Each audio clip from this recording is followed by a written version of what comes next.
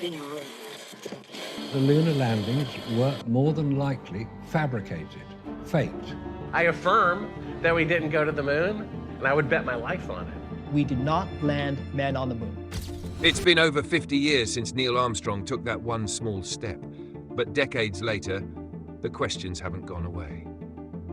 Why are critical video recordings missing?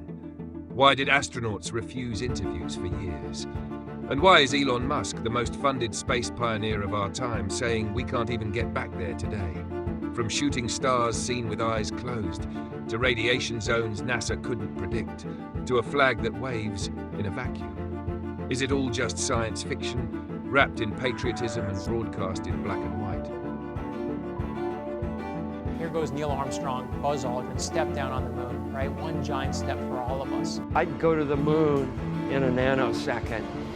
The problem is we don't have the technology to do that anymore. We used to, but we destroyed that technology, and it's a painful process to build it back again. So, unfortunately, I'm afraid I can't really give you much of a clue as to where this data ended up and whether it still exists or not. NASA admitted that it had lost the original footage of man's first steps on the moon.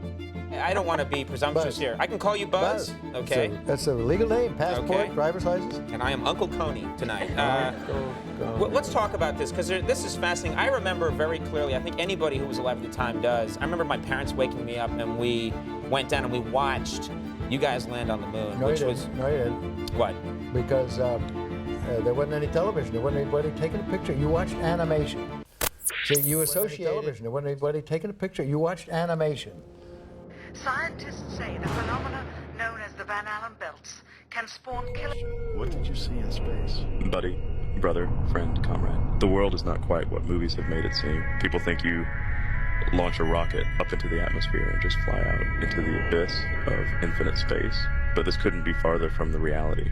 Once we go beyond a certain altitude and kind of reach the cusp of our atmosphere, we reach the same barrier time and time again. An impenetrably dense, translucent layer of concrete solid water, of which behind it appears to be a mysteriously dark body of infinite waters that we misinterpret as outer space. It would be through this abyss of water that we could assume the potential to travel to other existing worlds.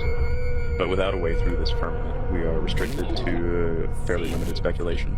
It appears as though whatever kind of a god or what have you that created this place did not intend for us to get through that barrier.